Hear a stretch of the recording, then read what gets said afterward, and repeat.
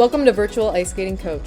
In this episode, I'm going to teach you some tips and tools to use for classroom management as well as when you are working with little kids or younger skaters.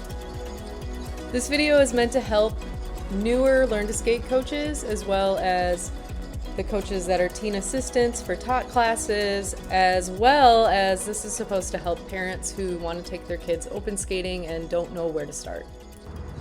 Hi everybody, Jamie from Virtual Skating Coach, and I'm here at Stein Park in Troy. I just got finished teaching classes on this cold morning. When you are working with tot skating, you want to make sure that you bring out toys. So we'll do puppets, or we bring out bouncy balls, follow cones. There's a lot of different things you can do, but with that age of skating between 3 and 5, the most important thing is making sure that they feel safe and that they have fun, and that you make it more of a play experience and a sensory experience as opposed to more technique and skill like the older kids. The most important thing about that time is making sure that you're working on and aware of motor development and how that develops over time. So if you're starting with littler kids, they're going to be a little more stiff, and the older kids are going to understand a little bit more on how to push. Another big thing for when you're working with tots is you want to make sure that it is a fun experience and not scary. You want to make sure that it's not boring and you're just going over rules and technical things. With tots, you want to have fun. So to split up the time, especially because their attention span is much shorter than older children or adults. So the tools I like to use cones. It helps with balancing. You can push them. You can skate around them. You can have them push them to make a line and then line them all up. I also use puppets. So we'll throw them. They're practicing bending their knees, touching their toes to pick up the puppet. And then you can put it right on top of the cone. I have little cones, bowling pins,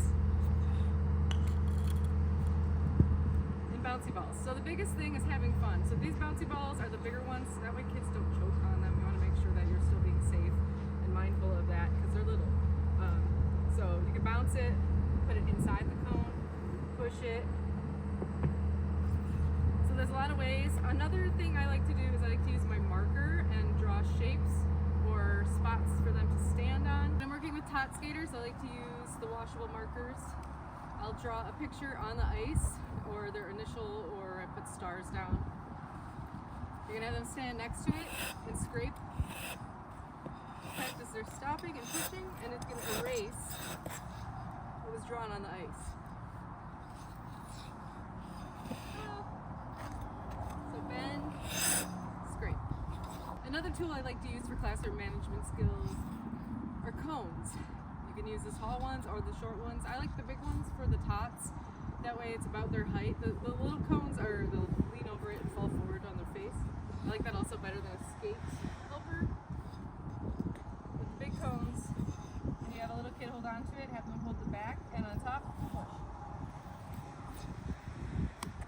When you line the cones up in a row, you can also keep your class moving. That way nobody's just standing around waiting, especially if you're only one instructor with a group of 8 kids or so. You want to make sure that no one's just standing around.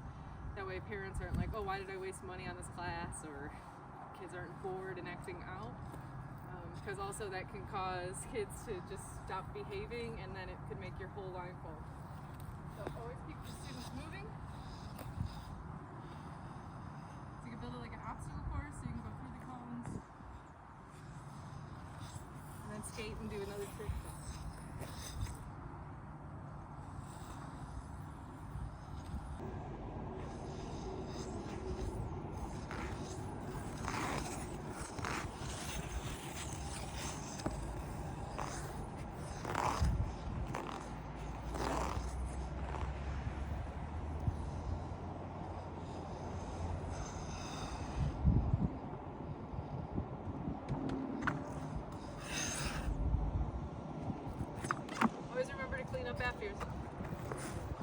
Thank you for watching this video on classroom management.